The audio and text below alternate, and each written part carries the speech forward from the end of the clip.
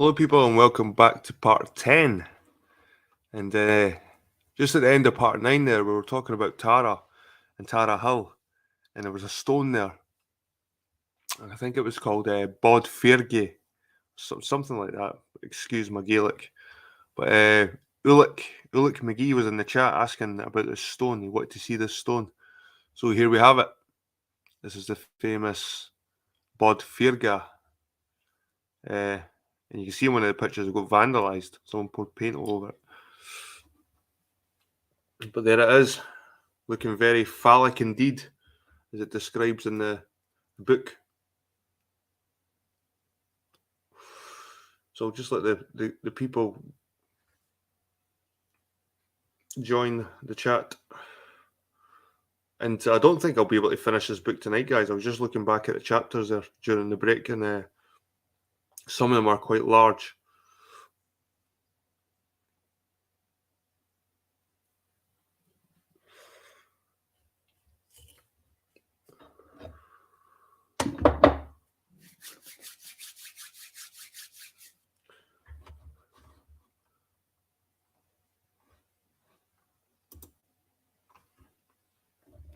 How you doing, people?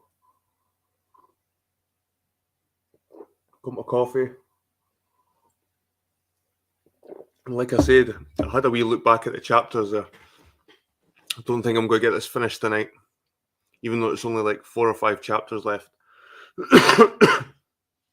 One of them, I think, is a Fellowship of the Round Towers. Never heard of it. But I looked at the chapter, it's a huge chapter. Right, anyway, back to the book. Right, so Howth Hill. I've never even heard of Howth Hill. Might have to research this. Like I said, I'm not going to finish this book anyway, so we might as well do a little bit of research in between. But I've never heard of Howth Hill. Excuse me. Howth Hill.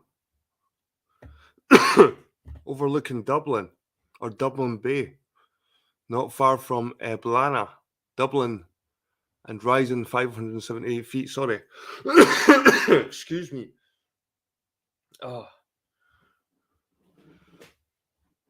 Dublin, and rising 578 feet above the water, was a hallowed spot long before St. Patrick was at Tara. It was Ben Edir, or Edair, of the Fenians, and so called from its oaks. The Danes destroyed its halls in 819.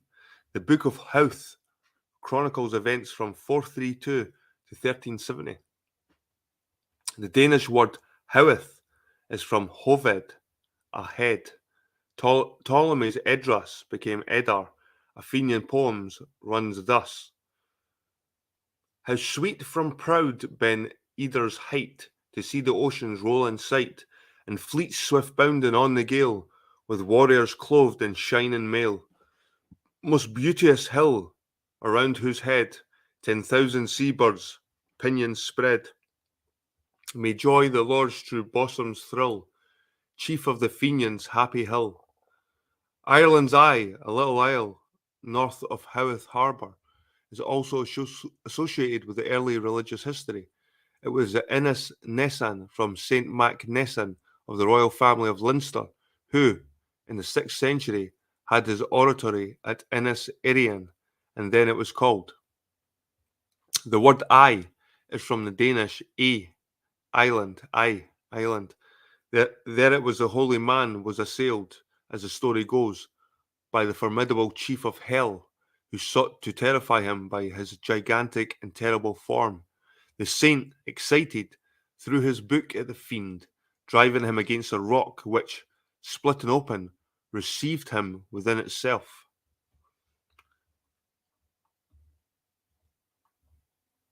The Abbey of Howth was erected in 1235.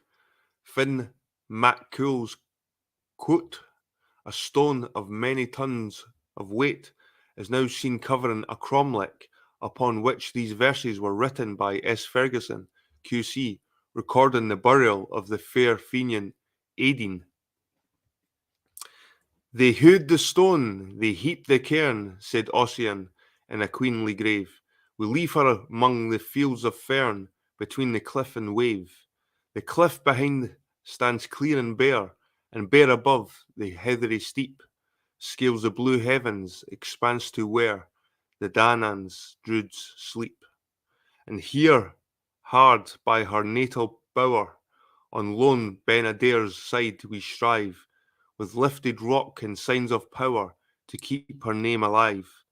That while from circling year to year the Oam lettered stone is seen, the Gael shall say, our Fenians here entombed the love Aideen. Aiden. Aiden. So, Aiden. Let's see. What was this stone? Finn Mac Cool Quote. Right, I'll try and research that. Finn Mac. Thing is, you can't even copy and paste these letters on this. Finn Mac Cool. Right, let's see what this Finn Mac Cool is. Finn Mac. Let's see. Finn Mac Cool.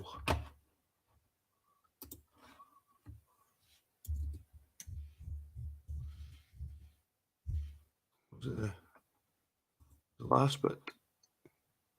Quite.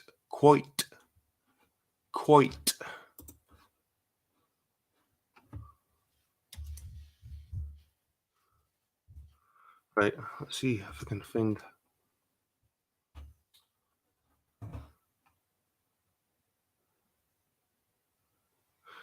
It's just giving me pictures of an Irish warrior. I'll share it. Looks like Kilcullen.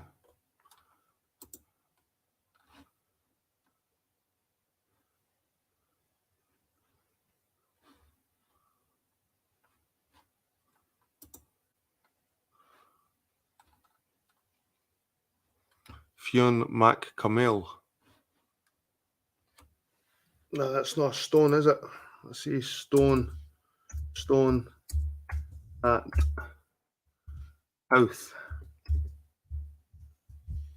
Ireland. Shit.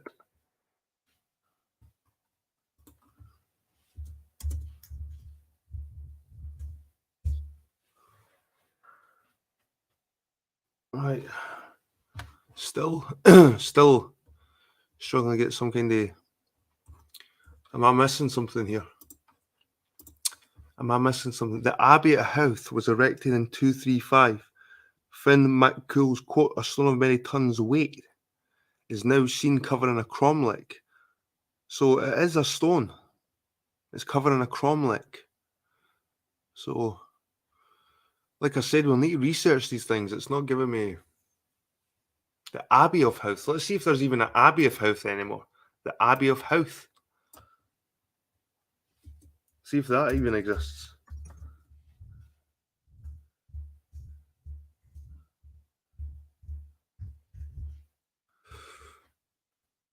Let's see. The Abbey of Howth, Ireland.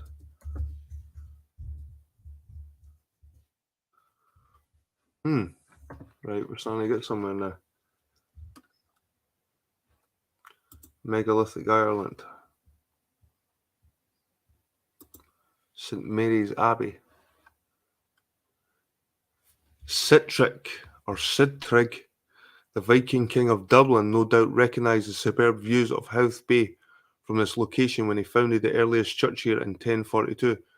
The church was replaced around 1235 by an abbey and amalgamated with the monastery on Ireland's Eye, and then rebuilt again in the late 14th century. The views from this location have remained spectacular. Although the views were still superb, the abbey was in the shade due to the low winter sun. The name Howth is derived from the Old Norse Hofath, meaning promontory.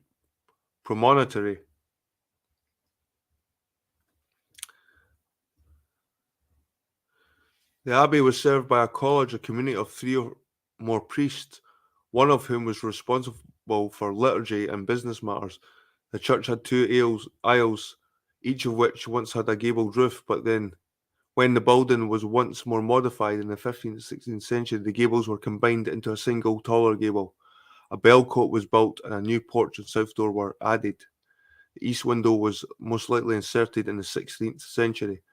The St. Lawrence's of nearby Howth Castle also modified the east end to act as a private chapel, wherein can be found a finely carved tomb with a double effigy of the 13th Baron of Howth, Christopher St. Lawrence, and his wife, Anna Plunkett of Ratoath.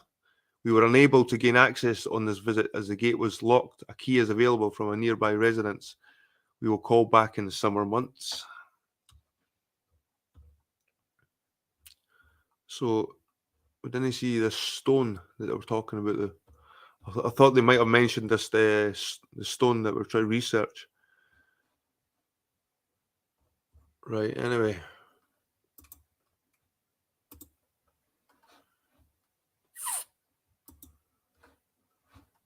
And all my buddies are back. Epic. My buddy just did his genealogy and he came back 100 Irish and had a J M8 DNA, Scandinavian. Just thought that was interesting. I think to be honest with you, I think the ancestry stuff only goes back to like the 17th century at the most. Probably 300-400 years. I think they can't really go back any further. I think you could be anything. I really think they go by the records. But anyway, I'm pretty skeptical with this ancestry stuff. I'm getting especially more skeptical every time. Like if you're a member like me to Ancestry.com, every few months you get an update and it changes. So your ethnicity changes. So if it's so set in stone, if it's so again who you are, why is it changing all the time? It's you know what I mean. It has to be taken with a pinch of salt. This ancestry DNA stuff. Right. Let's see. Back to the. I think the blood is probably better to go by, like your haplotypes,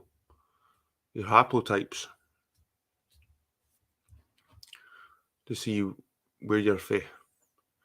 Right.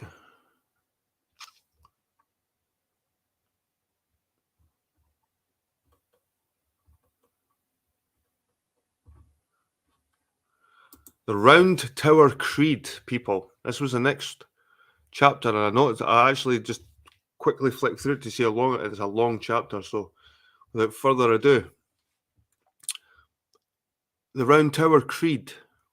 Without entering upon a description of these ancient and graceful architectural objects, it may be properly asked, do they throw any light upon the question of religion in Ireland? The Round Tower Creed objects, right? The first inquiry will be as to their age. If, as some authorities declare, they date from Christian times, they may be regarded as silent, so far as prior heathenism is concerned. If, however, as others contend, their structure and arrangements indicate a period of greater antiquity, they may tell a tale of pagan symbolism. As writers of the 12th century assure us that there were then no stones churches in Ireland, these buildings must, if Christian, have been raised since the Norman conquest of that island, and yet, as Marcus Keene informs us, more than 80 of the supposed sites of towers are associated with the names of 5th and 6th century saints or heathen divinities. I wonder if this is the Brocks that they're talking about. These Brocks all around Scotland and Ireland. One has affirmed that a celebrated tower was built by the devil in one night. To this, Latok Nay says, if the devil built it, he is a good mason. Others will still ask, who erected the rest? While over 100 are known to us now, their number must have been much greater formerly, if, as that ancient chronicle, the Ulster Annals, declares, 75 fell in the Great Irish Earthquake of 448. The Great Irish Earthquake. 75 towers, these great towers fell in the Great Irish Earthquake. And that was in the Chronicle, the Ulster Annals. I hope it's annals or I don't know, like saying annals. Like we have been told that they were fire towers, belfries, watchtowers, granaries, sepulchres, forts, hermit dwellings, purgatorial pillars, phallic objects of worship, astronomical marks, depositories of Buddhist relics, places, observatories, sanctuaries of the sacred fire, Freemason lodges, etc., etc. They were pagan and Christian, built long before Christ, or 1,000 years after. As showing the diversity of opinion, we place before the reader some of the views, especially where they bear upon the subject of Irish religion. Most Christian writers of the island, jealous alike for their faith and their honour of the country, pronounce them Christian edifices. The most eminent, perhaps Dr. Petrie, asserts that they are of Christian ecclesiastical origin and were erected at various periods between the 5th and 13th centuries. That is, mostly raised by the Norman conquerors of Ireland as belfries. O'Curry regards Petrie as unassailable. Miss Stokes is deservedly a high authority for her early Christian architecture in Ireland, but she would place them as pre-Norman. Petrie and other points to the fact that of skeletons being found in some, and these lying east and west, as a proof of Christian origin. Yet, as is replied, all this existed under paganism. Christian emblems, found only in three out of 63, have been regarded as modern alterations. The silence about the towers in Irish hagiography, as the Acta Sanctorum, etc., would seem to indicate a non-Christian origin, as early monkish authors forbore reference to paganism. Excuse me, guys. Sorry.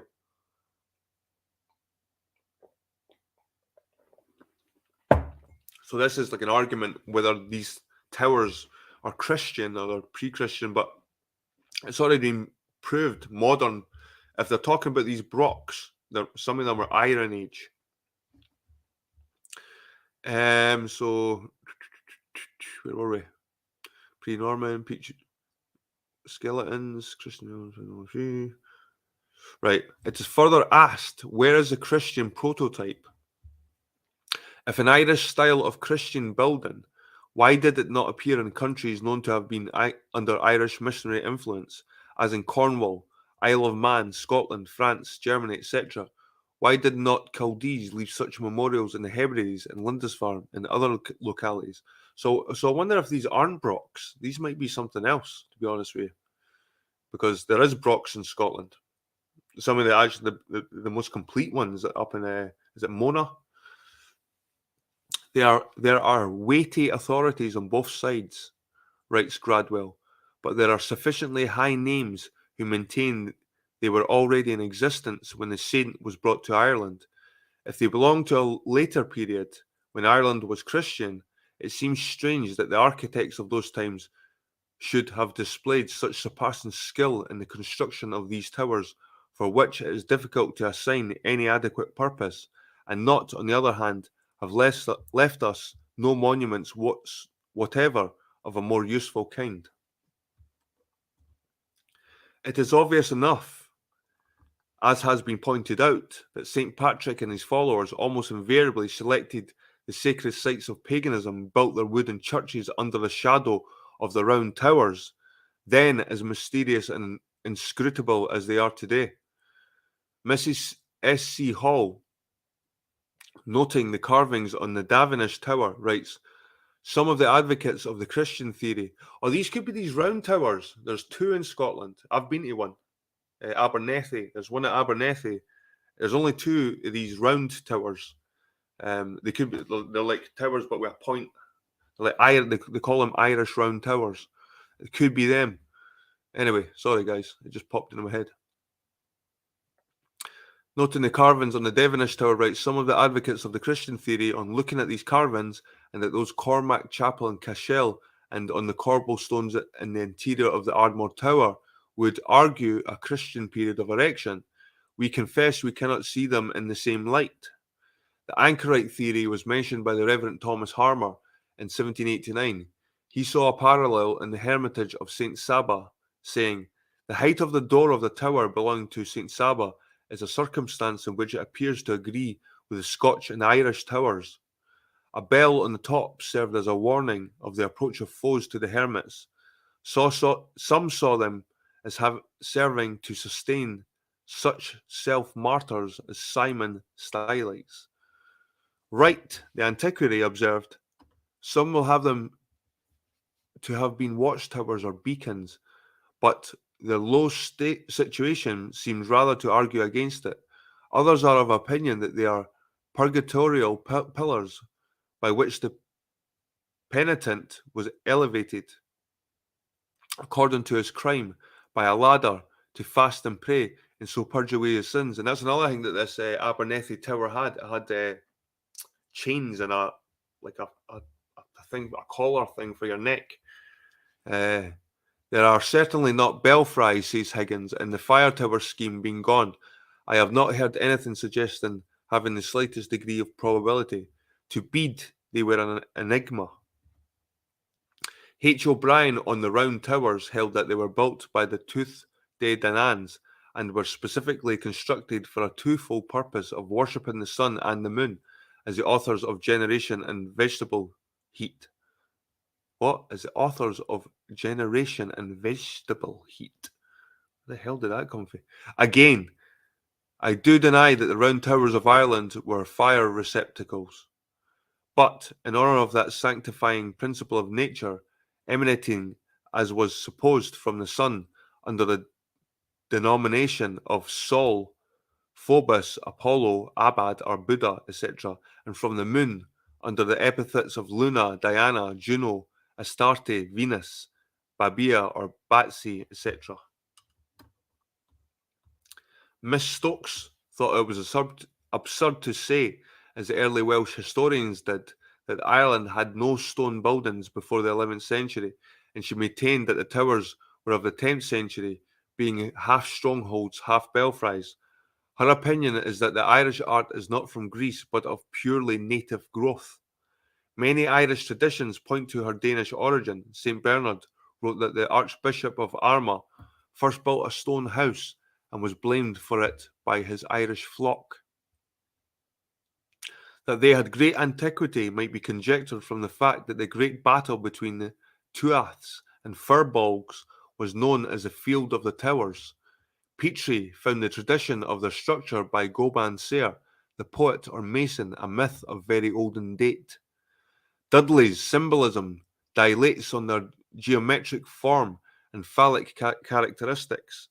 A manuscript says that the use to which our ancient Irish put these towers was to imprison penitents. Forlong deemed them phallic, and Bishop Roth, 1647, Memorials of Conquest.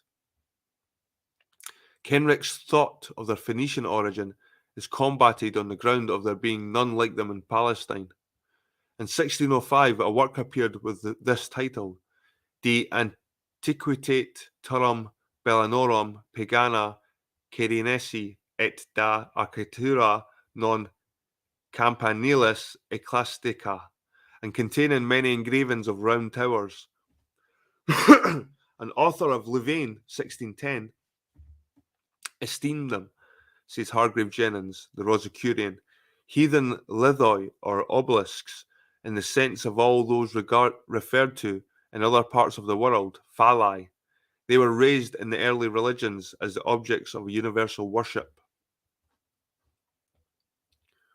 The popular idea in Ireland that they were erected by the Danes is met with the difficulty that there are none such in Denmark or in England.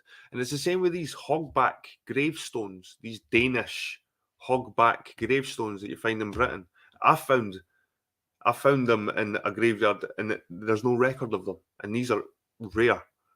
And apparently they're Danish, but you can't find them anywhere in Scandinavia. Anywhere. Never mind Denmark, Norway, Finland, wherever. Sweden.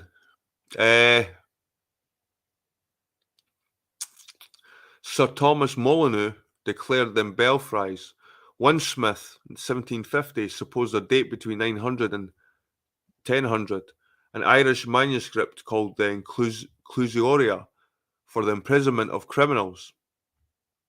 Governor Pownall gave them an archaic origin, another a Pictish, a third is a work of Scythian Sabians.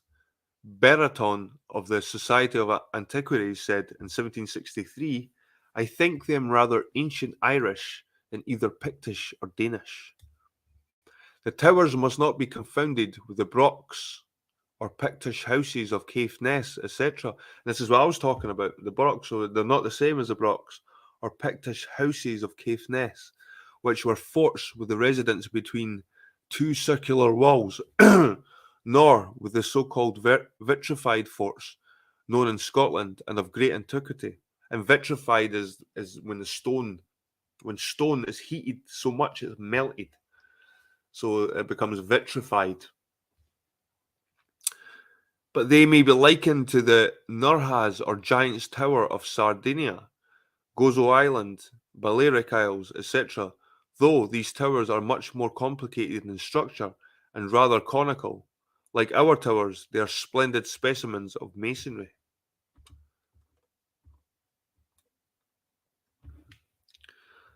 The Nurhaz are numerous, even thousands remaining.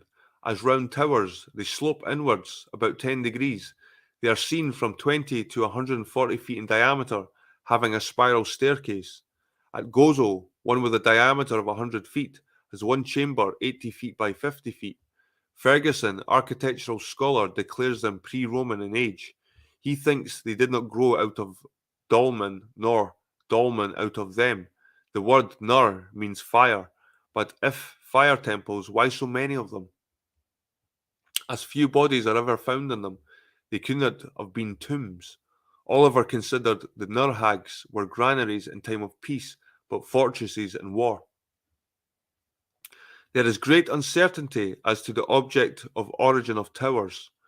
Being roofed in, they resemble the domed tumuli at Mykenna of the Pelasgians, or like Buddhist dagobas. Captain Oliver, describing the Maltese towers, calls attention to the use of numerous recesses more like small cupboards cut in the stone slabs, and which resemble the recesses in the round towers. It may be conjectured, said he, that these loculi may have been intended to hold the small idols, whose trunks, headless, made of stone or clay, are not dissimilar to the conventional female figures of Hindu representations on the numerous large and small rudely shaped conical stones, possibly sacred symbols, and analogous to larger stone cones. Sorry, guys, I'm talking like an idiot. In which female mamae are found engraved in the ruined nuraghi of Sardinia,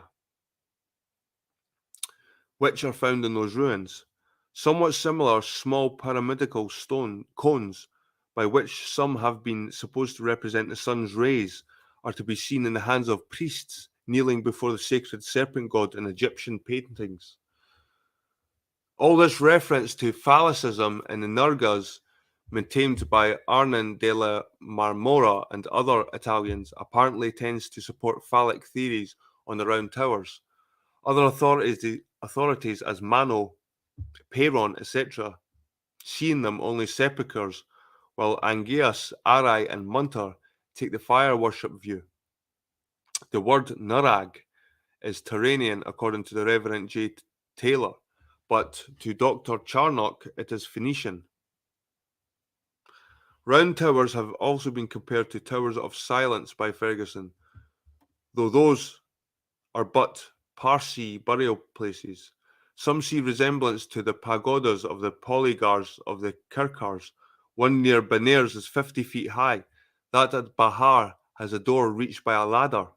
They have been compared with the Dilla iron shaft, 40 feet high, erected in the 5th century. The Chukas of North Africa are in groups from 7 feet to 40 feet diameter of regular masonry. The towers of Etruria, like those of Ireland, had several stories. Lucian wrote of a Priapus near Heliopolis, 300 cubits high. A likeness to the tops of Bilsa or the lofty Buddhist stupas had many advocates, yet Ferguson asserts that no stone building of India was in existence in 250 BC, and Cunningham dates the tops no earlier. Mason assures us that tumuli invariably accompany tops. Chinese towers have 9 stories. In Persia, Palwar Valley is a stone tower 40 feet high with a door 15 feet high, considered by a Mormir a fire temple. Under one stupa were found 2 stone vessels containing bones, pearls, and gold leaf. Under another, a sacred box. A Sarnath stupa is recorded by Huen Tsang to have been 300 feet in height. King Asoka's pillar, 70 feet, was erected 300 years before Christ. Marcus Keene wrote nearly 30 years ago his Towers and Temples of Ancient Ireland. He held that the Oriental Kuthites raised them, as giants build the Tower of Babel, and that long before the Celts came to Erin, that the Irish were then a cultured people, as St. Patrick is said to have burnt 180 volumes of their literature, that the saints identify with old churches were heathenish. The Saint Deal or Saint Dale was Dia Baal, the god Baal. That stone crosses existed before Christianity. The St. Kevin's bed had a mystic and pagan meaning, and that Goban Sair, said by the Irish tradition to be the tower builder, was none other than the Grand Master of the Cuthite Masons, etc. But his great contention was that the round towers were designed to exhibit the male productive principle and, indirectly, the productive power of the sun. He fancied that the dispute which led to the dispersion of the Tower of Babel was none other than the rivalry between the believers in the father principle and those adopting the mother principle. He declared that the Kuthites or Scotists were upholders of the first, and that, being defeated by the other party, they emigrated to Ireland and raised the towers as monuments of their faith. That's interesting. The Magian or fire theory, associated also with sun worship, had advocates in Weld, O'Connor, Bethan, Webb, Moore, Lanigan, etc. Dr. Lanigan found buildings in India with an interior like that of Irish towers. Those temples, says he, were usually round, and some of them were raised to a great height. The lower part of an Irish round tower might have answered very well for a temple, that is, a place in which an altar on which the sacred fire was preserved, while the middle floors could have served as habitations for the person employed in watching it. The highest part of the tower was an observatory intended for celestial observations, and I think evidently appears from the 4 windows being placed opposite to the 4 cardinal points. Finding most doors facing west, he is the more confined in the fire worship theory, as Magians always advance from the west side to worship the fire. We are reminded of the words of Diodorus Siculus that an isle opposite Gaul and nearly as large as Sicily had temples of round form dedicated to the sun, in which priests with harps sang praises to their gods. The Psalter of Cashel distinctly speaks of the preservation of their sacred fire. Dr. O'Brien, who thought they were raised by the Tuaths, recognised the fire worship of the Gadalians in Ireland and the use of the towers for that purpose. Though known of old as bell houses, he observes that these towers might have been, in after times, used as bell houses. In another question, Miss Beaufort says, the object of which the towers were built is distinctly mentioned in the ancient history, called the Psalter of Cashel, or Cashel, and that of Tara, to be the preservation of the sacred fires of Baal, the Baal Thene. Elsewhere, she writes, the Druidic temples of Vesta, in which the sacred fires of Baal, in which were kept the sacred or eternal fire, were called tlags or temples of Cybele, being of the same construction with the Pyrathia of the ancient Persians. And Cybele, I've done a video probably 3 or 4 years ago about the Kybele and how it links in with Christianity and ancient paganism. When Dell thus expressed his views, their Irish names Tur Agan or Adan, Feed Nemet, and Kiliag or Kili are of themselves conclusive as to their pagan origin, and announce at once a fane donated to the form of religion, compounded of Sabiism or star worship and Buddhism, of which the sun, represented by fire, was the principal deity. Buddhism is here a sort of sun worship and not after the teaching of the founder. However, pure the sentiments originally taught and now professed in esoteric Buddhism and Theosophy, all travellers admit that ancient pagan ideas have come through to the surface of Buddhism and largely represent idolatrous action. Yet, they who recognise in the Irish towers the former presence of Buddhist missionaries fancy the buildings might have contained the relics of Buddha. H. O'Brien regards the sacred tree of Buddha to have been primarily a lingam and secondary a tree. He reads in the Irish Bud Gaya an allusion to the generativeness. Forlong looks upon the tower as a deposit for lingam articles in secret recesses. Anna Wilkes in Ireland, Ur of the Chaldees, writes, "There can be no doubt the towers in the interior of Hindustan bear more than a striking likeness to those remaining in Ireland. These resemblances are to be found in such great quantities in the latter place that it is impossible but to believe that Ireland was the centre from which a great deal of the religion of Buddha developed. This was not appear strange when we consider, in connection with the point that many of the saints bear Aryan and Semitic names. The bells, asserted by tradition to have belonged to the towers, furnish an argument for the advocate of Buddhism so closely associated with bells. Glendalough, in its sculptures, appears also to favour this idea. No one can visit St. Kevin's kitchen there without being struck with such resemblances. Ledwich has pointed out some of these as among the most ancient structures in Ireland, and singularly allied to the tower near St. Kevin's kitchen, peculiarly aroused the attention of the writer. It was not only the position occupied by the serpent, the bulbuls or doves, the tree of life or Irish aether foda or tree of Bud, but the stone roof and the peculiar cement of the walls bore witness to its antiquity. The Buddhist form of the crucifixion, so different from anything in early Christian art, is another singular feature. In the Tower of Donoughmore, Meath County, is one of these sculptures, as Brash describes, very diminutive rude figure with extended arms and legs crossed. In Irish, we read of the Danaan king, Bud the Red, of the Hill of Bud, Knox Bud, and Tyrone, of other Bud Hills in Mayo and Roscommon, and the Book of Ballymote of Fergus of the Fire of Bud. Buddhism was a great power in remote ages, and, as Alanson Picton points out, not so much in its philosophical conclusions as the feeling out of the soul towards an unlimited loyalty to the infinite. Still, if round towers owe anything to Buddhism, why are they only in Ireland? While Larrigan thought them pagan, Lynch, O'Haran, Ledwich, O'Curry, and Petrie held them Christian. A phallic origin is given by H. O'Brien and Sir W.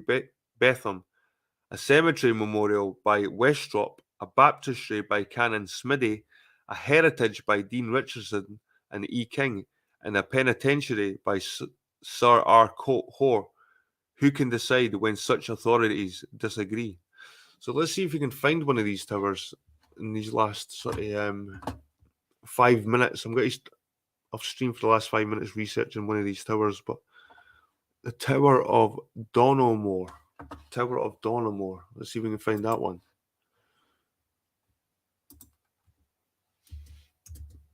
Tower of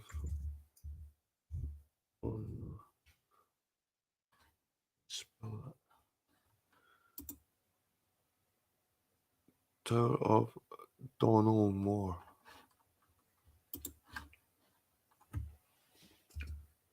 Donal Moore. Tower of Donal Moore, Ireland. Let's see what these towers look like. Aye, they're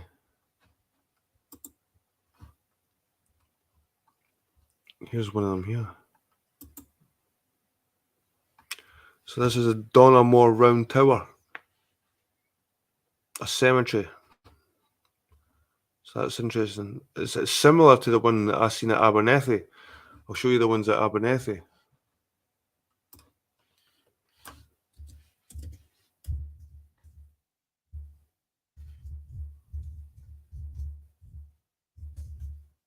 And there's only 2 of these in Scotland, and I think there's another one at Brecon.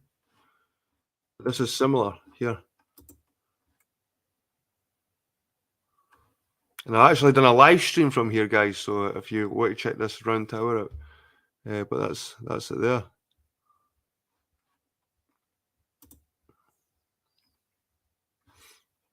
So it's similar to the ones I've been reading about. And the one at Abernethy had the chains as well, and they reckon there was maybe a connection with the Irish Culdee in this tower. So we go back to the original.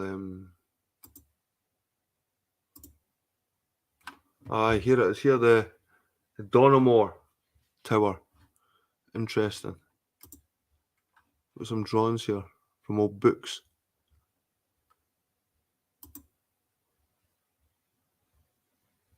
It's crazy because look, that's it there now. That's an old drawing of it.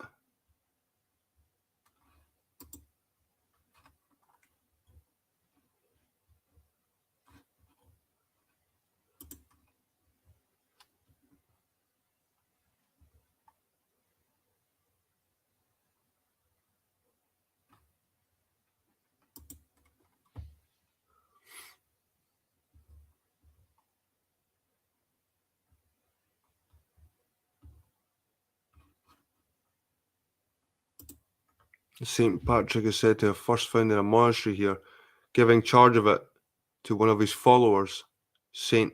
Cassianus. The existing ruins, however, do not date back that far. The architectural style of the church indicates it was built in the 15th century. Most likely it was replaced an older church built in the Romanesque style.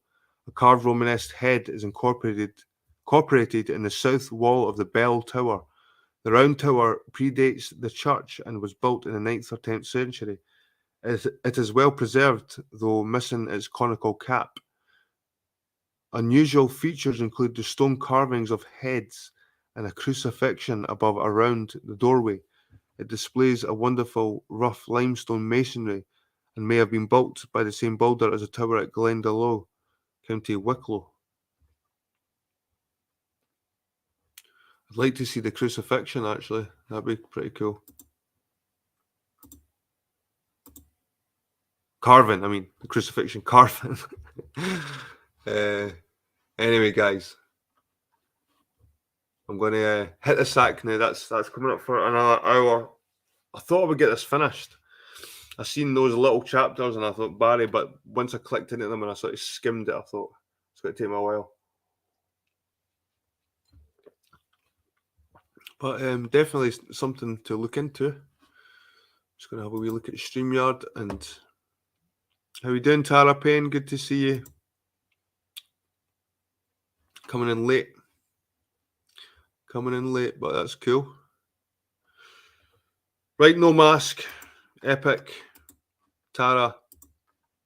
That was, to be honest, that was probably one of my worst reading sessions. All the way through it, I was thinking, oh my God, I'm reading terrible and I'm coughing and my throat sounds raspy. But we're human, guys, eh? We can't be perfect every time. So I'm not going to delete it. I'm just going to settle for that one. I'm going to move on to the next one. Sorry about the reading, the coughing, the spluttering. I know I can read better than that. I know I can pronounce certain words better than that. I'm just tired as well. I've been working all day. I'm making excuses now. Anyway, guys, I'll probably have another reading before the end of the week. either the morning or Friday. But cheers, Ulick, D, Tara, No Mask, Epic. Yous were all awesome. I'll see you in my next video. Cheers.